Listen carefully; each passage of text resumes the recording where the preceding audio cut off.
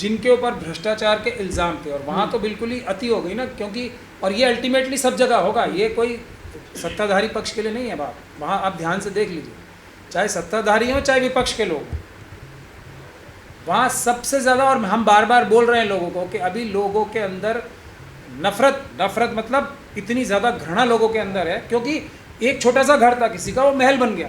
एक स्कूटर पे चलता था, वो एक मर्सिडीज नहीं 10 मर्सिडीज में घूम रहा है, कैसे, कुछ 11 साल के अंदर। तो ये सब चीज़ें लोगों के अंदर घृणा और बढ़ाती हैं, ये बुनियादी वजह होती है। और एक तरफ अडानी, अंबानी, यूसुफ लुलू हैं जैसे लोग हैं जो कह रहे हैं कि हम दुनिया के सबसे बड़े रईस आदमी बन गए और हम दूसरे नंबर के बन गए। देश तो हमारा रईस हो रहा है, जनता गरीब हो रही है, तो जनता अंधी नहीं है ना।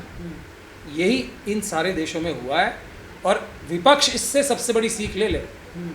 सत्ता पक्ष और जो आम आदमी पार्टी का जो फिनोमिना था ना, सब तरफ से नाराज़ होकर लोगों ने एक नया रास्ता चुना, और अब उनसे भी नाराज़ होके, तो अगर जो सत्ताधारियों के साथ होने वाला है वह विपक्ष के साथ भी होने वाला है। तो इसलिए होश का दामन सब संभाल लें। हम इसीलिए बार बार लोगों से कह रहे हैं, हमने ये जो वोट का जो आंदोलन शुरू किया था और सड़कों पे आके इतना खतरा और इतना रिस्क लेके शुरू किया था, क्यों? क्योंकि अगर आप आखिरी रास्ता भी, जनता चाहती है मोदी जी या जो भी प्रधानमंत्री भ्रष्ट है उसका कान पकड़ के उतार दे, उसके पास एक रास्ता है, वो है वोट द्वारा। अब वोटों की आप चोरी करोगे, और सबसे बड़ी चोरी होती है ये जो चुनाव में बटी मशीनें हैं जो वोट चुराने की, मतपत्र से आप चुनाव नहीं होने दोगे, तो अल्टीमेटली जनता फिर क्या करेगी? फिर वो जो उनका गुस्सा है, बंद कमरे में बंद कर दिया उस गुस्से को, तो फिर वो दरवाजे और खिड़कियां तोड़ता है। अगर उनके पास रास्ता है ना आज भी जनता के पास कि जी हम ये आरएसएस और बीजेपी का कान पकड़ के वोट के माध्यम से उतार देंगे, तो ये सब भारत में नहीं होगा। अगर ये कान पकड़ के उतारने वाला जो हथियार बाबा साहब डॉक्टर भीमराव अम्बेडकर ने दिया है, एक वोट का अधिकार सबको बराबर का, बड़ी कुर्बानियाँ दे के दिया है, वो भी आप छीन लोगे, तो फिर जनता कहेगी अब हम इनको कैसे हटाएं, इन बेईमानों और चोरों को। राज आने वाला है, आ गया। आप तो थोड़ा ऐसा बोल रहे हैं, आ चुका है।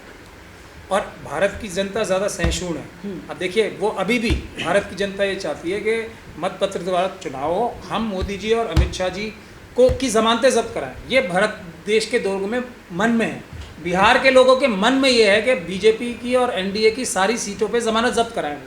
अब ये येन केन प्रकार तरह तरह के हथकंडे अपना के और अल्टीमेटली मशीनों के द्वारा ये चुनाव जीतेंगे, तो फिर बिहार की जनता क्या करेगी? क्रांतिकारी जनता है बिहार की, है कि नहीं है? तो अब वो क्या करेंगे कि यही चोर जिनको हमने हराया था, वोट नहीं दिए थे, इतनी मुसीबतें झेल के हमने इतना आंदोलन किया था, फिर ये आ गए हमारे सर पे, तो क्या? मोदी जी ने कहा था कि मैं तो फकीर हूँ, झोला उठाकर चल दूंगा। नहीं, देखिए, ये तो उनकी गलतफहमी है कि लूटमारी करके देश से कोई चला जाएगा, और अच्छे लोग, जब भी अम्बेडकरवादी लोग आएंगे तो एक एक को विदेशों से चुन चुन के लाया जाएगा। और मैं मोदी जी, अमित शाह जी, आरएसएस और बीजेपी के लोगों की, और जो दूसरे भी भ्रष्ट लोग हैं जिस भी पार्टी में, मैं उनकी लंबी उम्र और अच्छी सेहत की दुआ करता हूं, क्योंकि हम लोग भी तो कभी ना कभी इस शक्ति में आएंगे कि हम इंसाफ और बराबरी के लिए भारत के संस्थानों के द्वारा कार्रवाई कर सकें। तब इनको सैकड़ों सालों तक जेल रखना चाहते हैं। इनके कर में से फ्री एंड फेयर ट्रायल होगा, और एक एक पैसे का हिसाब होगा, एक एक पैसा वापस लाया जाएगा जनता के सामने ट्रांसपेरेंट तरीके से। कोई भी बात बंद कमरे में होती है वो बेईमानी की होती है। जनता के सामने ट्रायल्स होंगे, जनता के सामने पैसा वापस लाया जाएगा, और जनता का पैसा जनता को लौटाया जाएगा। जनजी ने जो किया वो सही किया, कुछ भी नाम दो उन्हें, जनता, ये मतलब ये सब नौकर ही तो हैं। नौकरों को ठीक करने का रास्ता एक बाबा साहब जैसे लोगों ने बना रखा है ना। चुनाव दो, हटाओ, कान पकड़ो, हटाओ, अच्छा न्यायालय होगा, अच्छी पुलिस एजेंसीज होंगी, उनको अरेस्ट करो, जेल में डालो। अब ये सभी लोगों को संस्थान मिल गए, बेईमानी, चोरी, डकैती, बेईमान लोग, भ्रष्ट लोग हर जगह बैठ गए, तो अब जनता छटपटा के क्या करेगी कि ये मतलब गुलाम देश लूटते रहें और हम देखते रहें?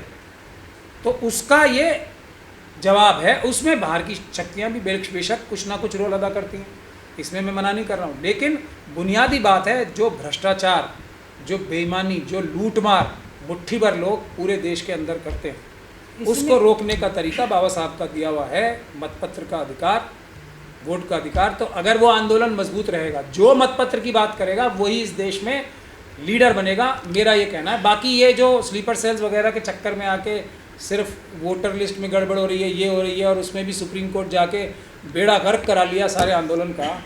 जो ये हमारे यादव साहब जो बोल रहे हैं, जो पूरी तरीके से आरएसएस के वर्कर से भी अच्छे वर्कर हैं, छदम वर्कर हैं, जो कि जी हमारी जीत हो गई।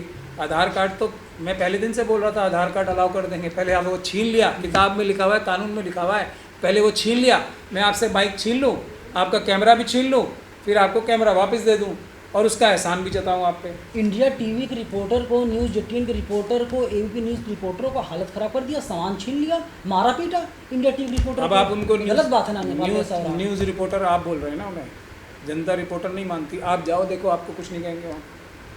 क्यों मरवाना चाहते हैं? मैं आपको गारंटी दे, अरे आप सब लोग जो यहाँ के सोशल मीडिया के एक्टिविस्ट हो जाओ, लोग आपको सर पे बिठाएंगे, आप जाओ, आप जाओ आप। ये जर्नलिस्ट नहीं ना, ये क्रिमिनल्स हैं। रोज तो देखते हैं इन्हें मोदी जी की तारीफ करते हुए। नेपाल में अच्छा जो हुआ, क्या आप मानते हैं कि कहीं ना कहीं हिंदू का एंगल है? भारत हिंदू राष्ट्र की तरफ आगे जा रहा है और वहीं नेपाल तो पहले से हिंदू राष्ट्र घोषित हो गया था।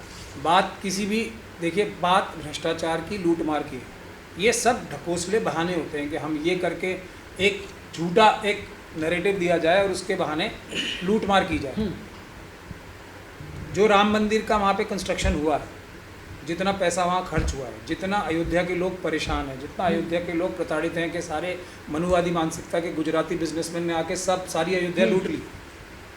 अब आप किसी भी राष्ट्र का नाम ले दो, किसी अच्छे से अच्छे जो किसी के श्रद्धेय फिगर हो सकती है उसका नाम ले दो, जनता को तो नज़र आएगा ना लूट मार। और ये सामने लूट लिया, ये मनुवादी गुजराती बिजनेसमैन आया, इसने सब पूरी जगह खरीद ली, नज़र नहीं आएगा। अब कितना भी इससे अच्छा आप शुगर कोट कर लो इसे, अच्छे से अच्छे का नाम का दुरुपयोग करना ही तो मनुवादियों का और जो ज़ायनिस्ट ताकतों का काम होता है। अच्छे से अच्छे कॉन्सेप्ट और अच्छे से नाम का दुरुपयोग कर। देखिए हम लोगों की पूरी ताकत इसीलिए हम जान हथेली पे रख के क्यों मतपत्र के अधिकार के लिए लड़ रहे हैं कि चुनाव जो होना चाहिए मतपत्र से होना चाहिए, बैलेट पेपर से होना चाहिए, इसीलिए कि ये ना हो। उसको रोकने के लिए संभावना है कुछ? मैं आपको कह रहा हूँ वो अगर नहीं रुका, अगर मतपत्र से चुनाव नहीं हुए तो भारत के लोग ज़्यादा ताकतवर हैं, ज़्यादा समझदार हैं। वो इतना तो नहीं करेंगे, मेरी उम्मीद है, और हम उनसे अपील भी कर रहे हैं कि इतना ना करें, लेकिन करने के अलावा जब कोई रास्ता नहीं बचेगा तो क्या करेंगे। लेकिन मुझे पूरी उम्मीद है कि किसी प्रॉपर्टी का नुकसान नहीं होगा। हाँ, ऐसा ज़रूर होगा कि एक एक जगह लोग जाएंगे, हर एक अधिकारी के सर पे बैठेंगे लोग 100-100 200 जाके, उससे ईमानदारी से काम कराएंगे। मोदी जी को, अमित शाह जी को, जजिस के सामने भी खड़ी होगी ना जनता जाके, जब 1000 जनता सुप्रीम कोर्ट के या 10,000 जनता सुप्रीम कोर्ट के बाहर खड़ी है तो यही मैजिस्ट्रेट मोदी जी को अरेस्ट भी करेंगे, यही मैजिस्ट्रेट मोदी जी को जेल भी भेजेंगे, यही ईडी जो भ्रष्ट अधिकारियों से भरी हुई है, जब जनता खड़ी होगी जाके तो यही आरएसएस और बीजेपी के एक एक कार्यकर्ता के खिलाफ एफआईआर भी दर्ज करेंगे। देखिएगा आप। सिंहासन मैं ऐसा देखता हूँ, मैं बिल्कुल नहीं, सिंहासन है ही नहीं ना। अरे वो तो नौकरी की जगह है। आप यही गलत फहमियाँ ठूस के मोदी जी विश्व गुरु, फलाना गुरु, ये गुरु, वो गुरु। अब मुंह खोलें तो पता लग जाता है कि वो मतलब किसी भी लायक नहीं है। तो अब ये सब ऐसे होगा, मुझे ऐसे लगता है। ये आगजनी, ये जो गुस्सा है, इसको हम जेलों में भिजवाने की तरफ हम लोग कोशिश करेंगे कि ये डाइवर्ट हो, कि इनके खिलाफ जो बाबा साहब का संविधान है उनके तहत कार्रवाई हो, ये सब जेलों में जाएं, 100-100 200 साल दे जेल में जाएंगे सब। ये हम लोग ये कोशिश करेंगे कि वैसा ना हो, ऐसा हो। संविधानिक स्ट्रक्चर के हिसाब से सब लोगों को संविधान का पालन करने के लिए जनता मजबूर करे, उनके सर पे खड़े रह के, और इन लोगों को कानूनी प्रक्रिया के हिसाब से जेलों में भिजवाए, जेल से वापस नहीं आएंगे। नेपाल की बात करें, नेपाल में जो सब कुछ हुआ बीते 48 घंटों के अंदर, सरकार चली गई, सरकार को भागना पड़ा, प्रधानमंत्री इस्तीफा देना पड़ा, राष्ट्रपति भवन में आग लगा दी गई, सुप्रीम कोर्ट को जला दिया गया। ये सब कुछ आखिर हुआ क्यों? इसके पीछे महंगाई, भ्रष्टाचार, बेरोजगारी या कुछ और है? नहीं, देखिए इसमें सीधी बात है कि बहुत सारे लोग, और उसमें से बहुत सारे जो टेलीविज़न चैनल्स पे क्रिमिनल्स बैठे हुए हैं अभी।